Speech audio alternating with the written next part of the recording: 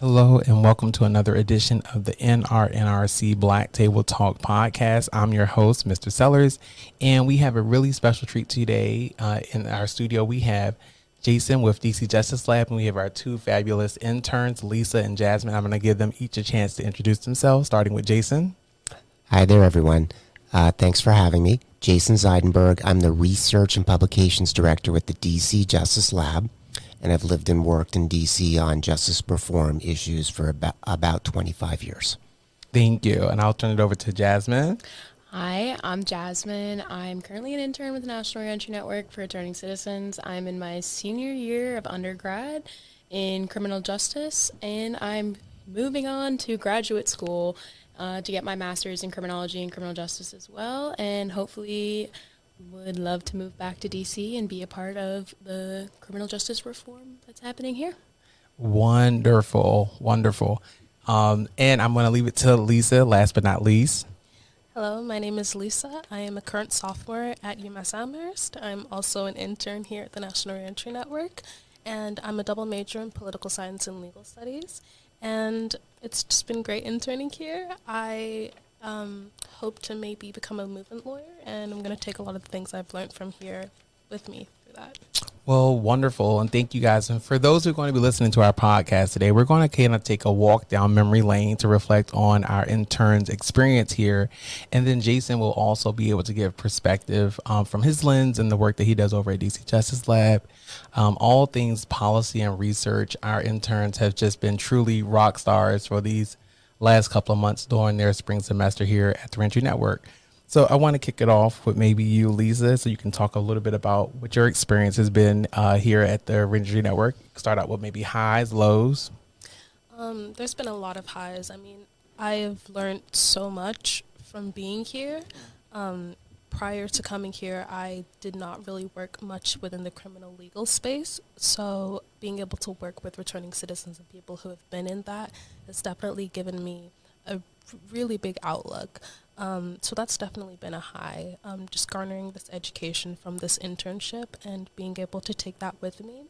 And, I mean, I guess a low is that I'm going to be leaving soon. Oh, I'm crying. You're not crying. But, yeah, my time here has been truthfully amazing and very advantageous in my future career and expanding my knowledge. And it's just been great. I'm very happy. Oh, Lisa, thank you. And Jasmine, how about you? What are some of your highs and lows this semester here at the Reentry Network? I don't want to completely copy Lisa, but start off with a low. Same to Lisa. Sad to be leaving. It feels like it's gone by. It doesn't feel like it's been 3 months. It feels like each month has been condensed into a week. And I'm sad to be leaving. But as a high, it's again similar to Lisa. This opportunity in my internship here have really shown me that this is the right field for me. I am where I should be and doing the work that I want to be doing. And I'm truly passionate to be here and be a part of this organization. Oh, wonderful. So as we Jason as well. Yeah, please come in. A low, Jason. a low and a high? Yeah, a low and a high. And I was going to say in context, Jason, from your experience, right? A low and a high in terms of reentry, all things justice reform since the start of the year, maybe like Q1, because we're now in, about to go into May. And I think there's a lot of, we're going to transition into that. So if you could end off with some highs and lows of like where we're at in this climate. Yeah, so a quick low and high.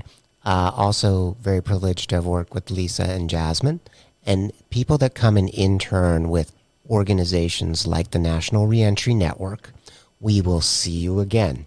We will see you in jobs all around the country, all around the world, and all around the city. Right now, there's somebody who is an intern at the Justice Policy Institute, where I used to work, who's leading the session on communications for the Policy Training Academy as a vice president for Families Against Mandatory Minimums.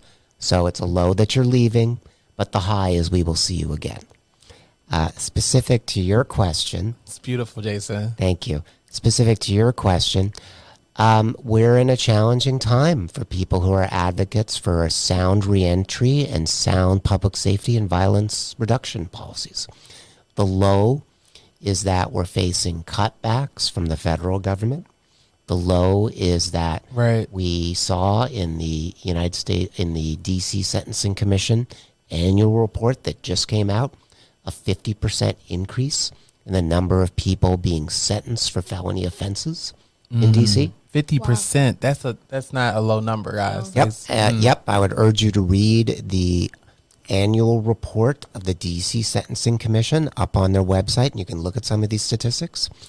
But there is a high, which is that the notion that people in this city understand that people coming out of prison need to be connected to education, housing, treatment if they need it, and a meaningful pathway to a meaningful life, that is enduring. So that is still our high here. Oh my God, that is just you set the scene so well, because you talk about the science behind the sentencing right here that's going on 50%.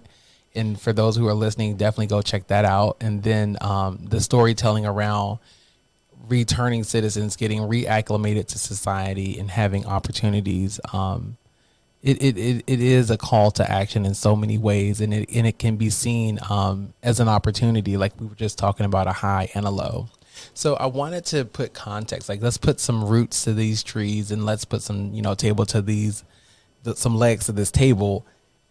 The interns and Jason yourself, we know that Brooke Pinto has just recently introduced PCC. I know that a few of our interns have had a chance to go down to City Hall and engage with our elected officials. Particularly, we went to go speak with the staffer over in Councilmember Brianna Nadeau's office.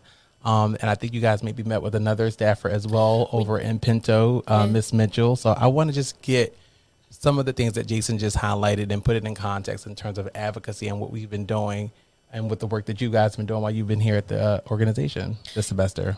Yeah, so we met with actually our policy associate, Mr. Agoni. Lisa and I met with Anaya Mitchell about PCC and the three main bills that apply specifically to returning citizens. And the reason that we were going down there, and something that I've been important for me to learn as somebody who wants to eventually be in a position where I can impact legislation and policy, that it's important to realize that these council members are coming from a place of academics. They're not necessarily coming from a place of lived experience. And the importance of lived experience when you're putting together laws and implementing legislation is extremely important, because when you don't have that lived experience, there are major gaps that you're missing that you don't necessarily see.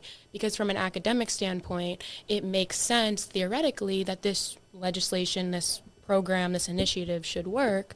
But when you go to implementing it in a real life situation, there are barriers that they never think about. So something that was really important for us when we went to that meeting with Anaya Mitchell was to bring some of those barriers to light and talk to her from the experience of some of our Ready for Work clients and Mr. Agoni, who are also returning citizens themselves, and to bring these barriers to her and show that we do care and we are here and we're going to keep coming until these laws get through. We are going to keep coming back. We're going to keep showing you that these things need to be brought up. And we brought up a few things to her attention that her office hadn't even thought about.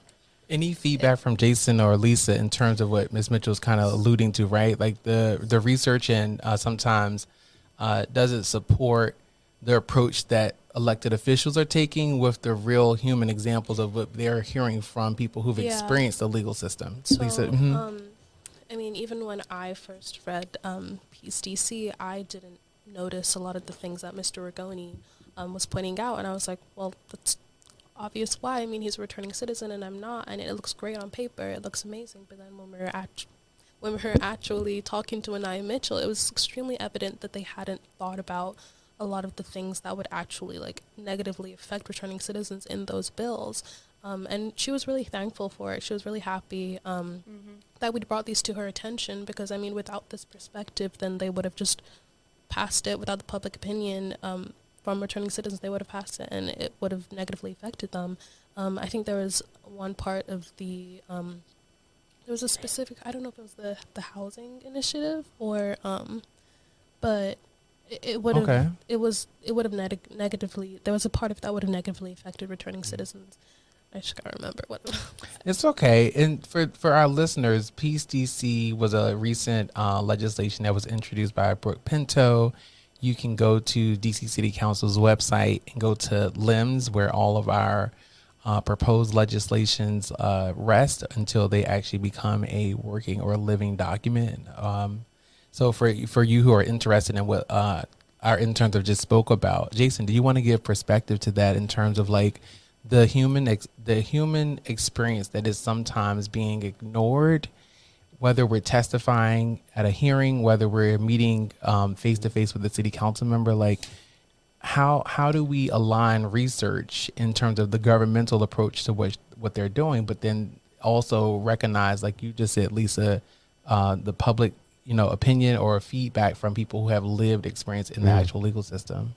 So I think the most important thing is whether you're meeting with a legislator or the head of a department that touches our people coming out of prison, you need to recognize that these are massive systems and that not everybody knows everything that's going on in one part of their system. So if a staffer is asking you questions about, well, how does somebody experience this? That may be because they're not at the jail or have been at the jail every 5 minutes. That may be because they're not seeing what people are saying about trying to connect to work when they come in here for the National Reentry Network's programs. So always assume good intentions.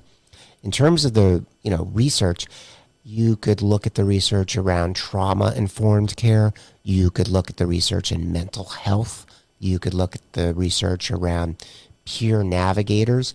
And over and over and over again, it emphasizes the need to have people involved in the process who have lived experience in it. And lastly, any business person would say that. You can't base a business model off of something you read in a report 3 years ago.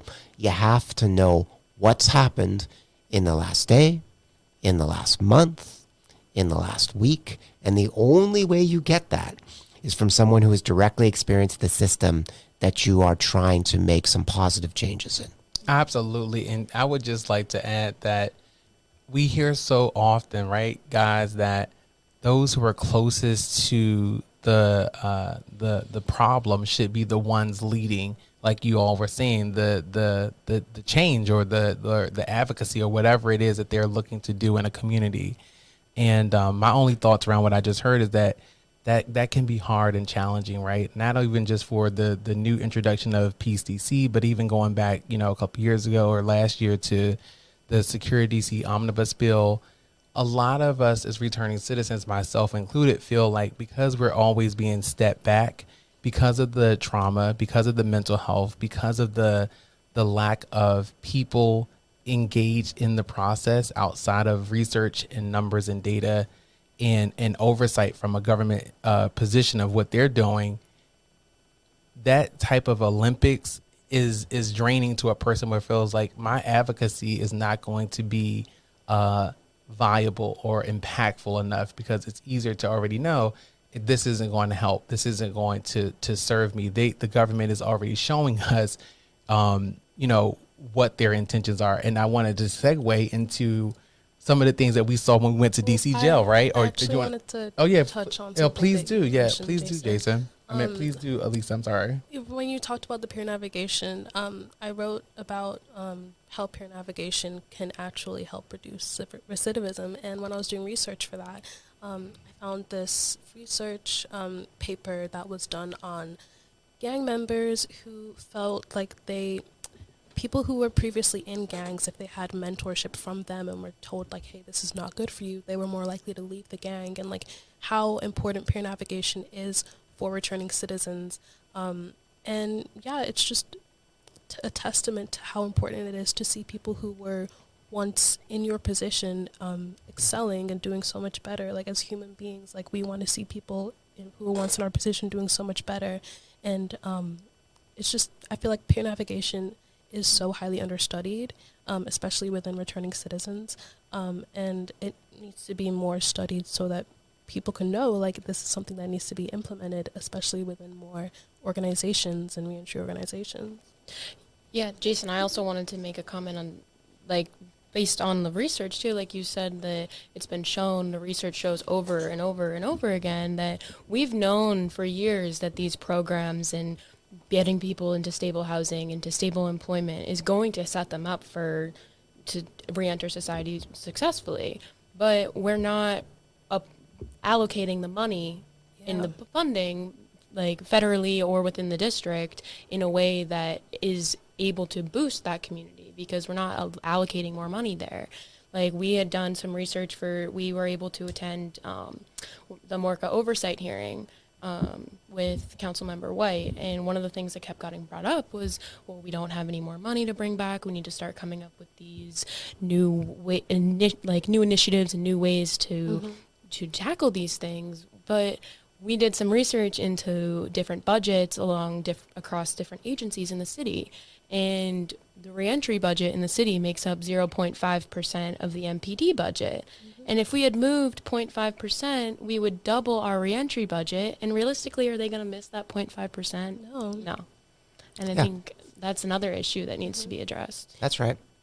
And also, just going back to what you said, Jasmine, at the beginning there, it's reminded me of something interesting that Mr. Stewart talked about a month ago, where we were talking about how we have these studies coming out every 5 years, being like, putting returning citizens in housing and employment is going to greatly benefit them and reduce recidivism. And we have these studies coming out every single year, but nothing is happening.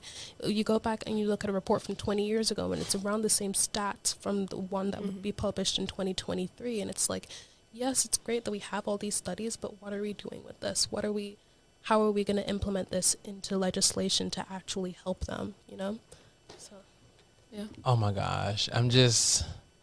I feel like for our listeners who just heard all that was shared, and from our interns and Jason's perspectives, I hope that people are dialing into what the work has to be, right? And what it's going to take to bring about real change, right? Nothing leads to nothing. And a lot of times, I'm just talking for myself, I get into, rooms where I'm sitting down there at City Hall, listening to what's being testified. I'm in the council chambers, hearing from a staffer, and I get overwhelmed with ideas in my head about what could have been done. I think a lot of what I just heard about the history of policy and reports and data and research, it seems like it's a book sitting on a shelf. And so it's like, until people pull that book off the shelf, open it up, read it, inform themselves, particularly like you just said, Miss Jasmine, funding, right? Those little things are important, but people probably like myself are unaware. And to me, I felt like there's much more that I need to learn and kind of understand what's happening here. I also wanted to shift, like, as we're talking about this, right? Like, as we move forward in your all's experience, I mean, you guys have obviously done a lot and learned a lot. We've gone over to DC jail, right? And I think this is a good segue. You guys have also been helping us, and you've been rock stars with our community-led preventative model. And I know you already brought up the position that you took with our NRNRC Black Table Talk magazine that we're coming out with this summer. And you guys also helped us out with our spring edition. So hold those different, experiences in your minds. But I want to kind of talk about the climate of reentry here in Washington, D.C.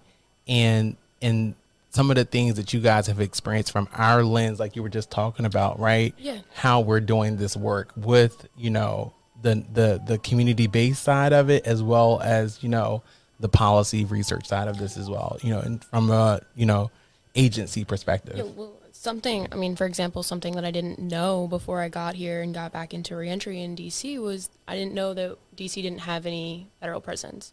So I didn't know that if you're incarcerated for over a year in DC, that it's supposed to be within 150 to 200 miles, but in reality you're being incarcerated across the country and being removed from your home, your family, your connections, and then being dumped back here and being like, okay, go ahead, now go.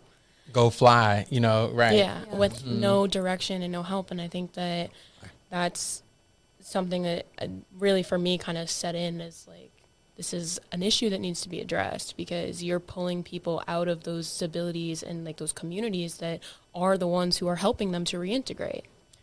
It's funny you say that, because I don't remember who last year, I think it was at DC Justice Lab Safety Summit, someone proposed an idea around distancing, right? And it was like, we have a way thinking about, family reunification, thinking about how a person spent 10, 15, 20 years, right, Jason, away and then having to come back. Like, they were proposing an idea of addressing exactly that issue with the BOP. If a person is sentenced and they're being shipped across, all the way to the West Coast as far as California, what are we really doing for that person? And someone said trauma earlier, and someone talked about all the other systemic things that can occur with not having that, that familiarity with the localized community that you're coming, like you said, Jasmine, coming back home to, literally. Any other perspectives around the DC jail experience and what we're talking about now, and how that may affect our reentry climate here in Washington, D.C.?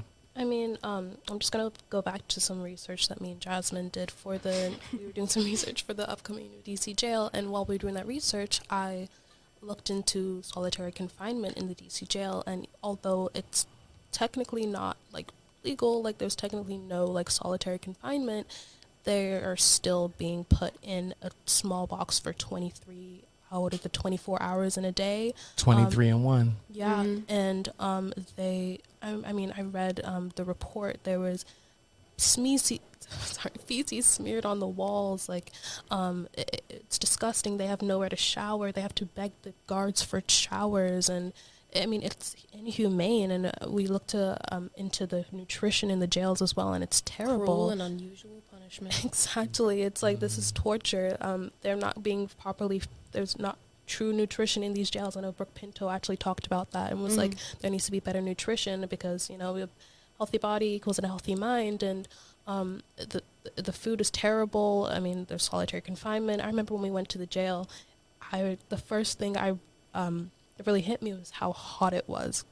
It was so hot in the jail, and I just wanted to take off my blazer. And I was like, how are these guys living here? How can these guys like function here? And I can't imagine how hot it gets in the summer. I was gonna say, mind you, it's not even the hottest it's gonna be. I was just sitting there thinking that, Lisa, it wasn't even like summer or spring when we went. We went in like the dead of winter. It was like so February. Hot. Yeah, and I was sweating, and I was just thinking like, all these guys, like, they were wearing their short sleeve shirts, and I was just like, I mean, we're treating human beings like this. The mix of all the factors, all the things I brought up. I mean, I just psychologically, like, what does it do to a mind?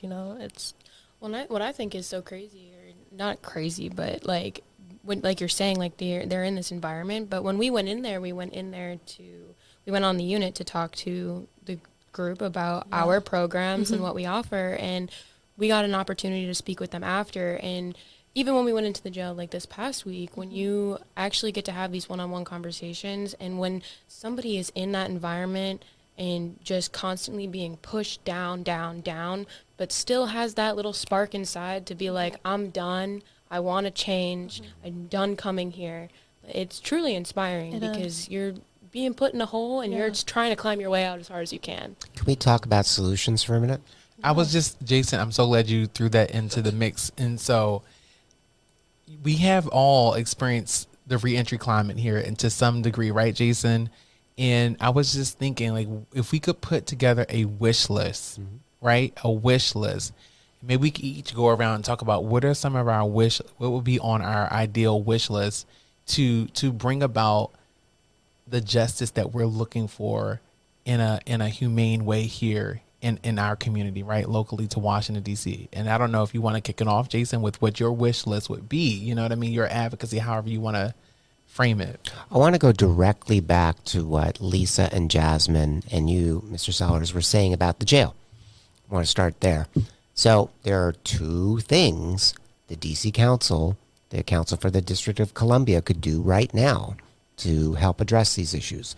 One is there is a piece of legislation that would ramp up the capacity for the Corrections Information Council to do much more aggressive oversight of the DC jail, as well of Bureau of Prison Facilities where DC prisoners are in. So there's legislation still on the books. All they got to do is bring it back up again. There's a second thing, which is I assume good intentions. I think the opportunity for the National Reentry Network to marshal a group of people to meet with council member Pinto and her staff is very important, and share what you saw at the jail. And then very simply say, and we think you should be going and having surprise visits to the jail twice a month. Mm. Right. That's a good idea. The head of the Judiciary and Public Safety should be conducting surprise visits of the jail twice a month at a minimum. And that would bring more light to some of the issues that Lisa and Jasmine and you, Mr. Sellers, just talked about. In terms of the broader reentry challenge for DC, I like to try to break out pieces of it. It can seem so big that sometimes it's hard to get on top of. There are about 1,000 people, that come back to DC from the Bureau of Prisons every year.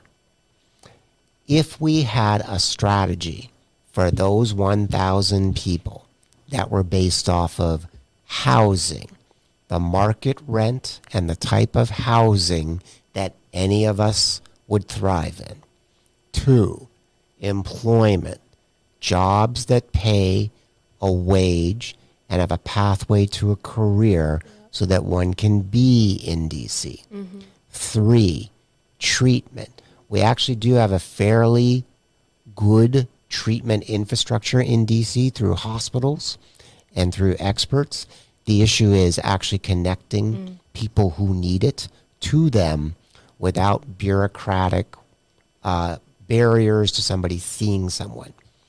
So those 1,000 people are just part of the 20,000 people that are on some type of supervision in DC. That is, they are on parole, probation, or supervised release, or pretrial release. But to me, that would be the start. Absolutely. I want one of the interns, you guys want to, shed some light on what your wish list would be? Well, I kind of want to touch off that what Jason said. Okay. I can't remember what the specific name is, but I know Brooke Pinto's office is also working on a form of legislation or bill to bring DC residents back to the DC jail within the last 6 months of their sentence. But that also brings up barriers too, because you've removed these people for so long, and you're bringing them back to have them participate in treatment. But I also just recently learned that also in prisons across the country, that when DC residents participate in treatment and programs, they don't get the incentives that the rest of the facility The Fresh gets. Start Act. Yeah. So you're not incentivizing these people to come back, and you're not giving them a reason. Like, they have no reason to come back and be like, I should be participating in these programs. But then you also get into the issue of people, then you're bringing back people who are repping certain neighborhoods, and it brings a whole new issue, because you're bringing people who have been incarcerated in the jail for a year to people who have done real time. And I think that brings up a whole new barrier of issues. I think it's a good idea in theory, but I think implementation needs to be thought through a little bit more. Definitely. Lisa, what's on your wish list? I was just going to talk a bit more about. Please do. Yeah, bring some insight. Definitely. You're forcibly taking people away from their family, away from their friends, away from this life in DC, and then you expect them to come back and just relocate and be fine here, just rebuild their life here. And it's not realistic at all. I just wanted to add that. But I think it's really important that we have these conversations, and I agree that there should be more oversight. Definitely. There's not enough oversight in the jails at all. Brooke Pinto, she should be doing these surprise visits so that, they can't prepare or fake it so that it looks better. And more returning citizens, we need more advocacy from them. They should be coming to, Brook Pinto, to these council members, sharing their experiences. I mean, when we went with the returning citizens to Brianna Nadeau's staffer, that was really powerful. I think she was even moved to tears. She cried. Mm-hmm. She because, cried. Yeah, it was so powerful, and I was moved as well, because all these returning citizens were telling their story, talking about all the barriers, and from the heart. And even though she knows these barriers, she knows what they're facing, hearing it from them and them all being crowded around her, it's like you can't not listen, you can't not be moved. So I think that advocacy on the part of them is also extremely important, and it's just a matter of like, how do we incentivize them to want to do this? Because I mean, if you're a returning citizen, you might feel hopeless. You might feel like you don't need to do this. You might feel like there's no hope. Even the Ready for Work clients, a lot of them were like, are they even gonna do anything? Like, is anything even gonna change? And it's like, how do we change that? Well, it's a little off topic, but one of the things that the returning citizens or Ready for Work clients brought up that in that meeting that started kind of spinning the wheels in my head was he was going back to funding. He was talking about funding, and he was like, well, if we fund reentry, there's going to be less people in the system. So therefore, the people who run that big business of the system don't want to invest in reentry because they're going to lose jobs. They're going to lose facility spaces and stuff like that. And I think it's a very contradicting, like, to go back and forth, because it is. They're very much, like, the BOP and all of that is very much a business. It's a system. They're there to make money. Yes, they like, when it comes down to it, everything's, like, even the schools, like, everything's a business. Yeah. And I think that idea of they don't want to invest in reentry because they don't want to lose their jobs is something that is really real and honestly sad. And people know it. They all know it. That's so true. This has just been so much food for thought. This has just been, from what I've did not know that you guys were thinking around these issues, right? And just to be able to hear all of these, this brainstorming and this wish listing and like what should be doing and what we could be doing, right? It takes it out of the realm of woulda, coulda, shoulda, and it pulls us. Isn't it amazing, right? How we can be pulled into coalition, how we can be pulled into community, right? Diversity among thought in reentry, diversity among experience, whether an intern, whether a researcher, whether a programmer, there's space for you at the table, right? And I think that's one of the most beautiful things about, reentry here in DC is that there is a lot of perspective and ideas around what could be done and what can become, right? And so that's the optimism of all of this. And that's where I get excited about the work that I get to do with lovely interns like with you and with Jason as well. And that keeps my heart, beating, and that keeps me wanting to get up every day and stay in this fight, So I always like to end with, one of our mottos here at the Reentry Network. It's about, let's invest in people. Come on, let's do it. Let's do it the way we know how to do it. So let's do it. Let's do it. So 1, 2, 3. Invest in people, not prisons. Guys, it has been a time just hearing from you all. I want to give each one of you a chance to just speak to that, and how it resonates with you and where we're going from here. And I'll kick it off maybe with you, Miss Mitchell. Put me on the spot. Yeah, I mean, I'm excited to go back to Massachusetts and get my master's and come back and be a part of the fight. I mean, I really do agree with the invest in people, not prisons. And I kind of going back to the wish list, honestly, it's like we should be investing in people while they're in prisons. Instead of them sitting in a tiny little box, they should be maybe in, like, I believe it's Norway, their prison system, they basically are living in apartments and they're actively learning how to be successful from the very beginning. Reentry starts from the second you enter the system, not once you leave. Yeah. Well said, Miss Yuyun. Yeah, I mean, I was just going back to what we were saying about how the prison system is a business. We should stop investing in these prisons.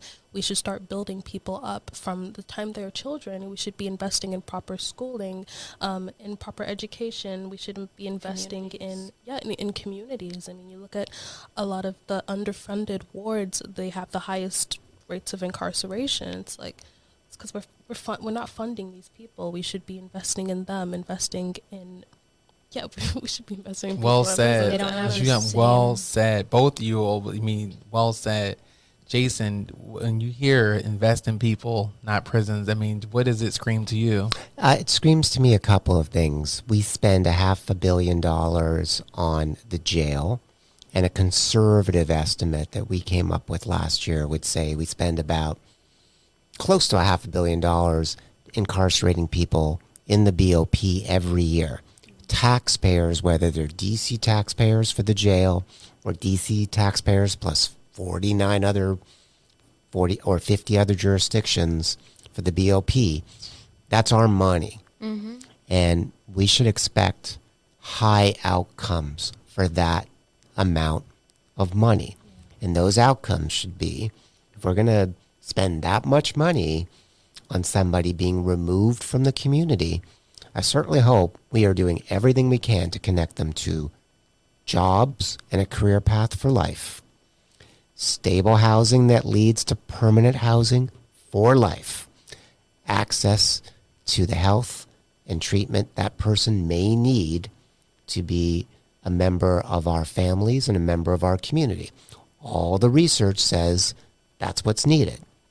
We just need to figure out which part of that $1 billion of resources is going to support the programs that we know we need in DC. It's a fraction of it, but that's basically what we need. I want to say thank you to everyone in the studio today for coming out for another edition of the NRNRC Black Table Talk. And remember, even though you have to zig, sometimes you still might have to zag. But in any maze, right, there's a start and finish, and you can find your way out of it. With that being said, remember, no returning citizen left behind. I'm your host, Mr. Sellers. Thank you for tuning in today.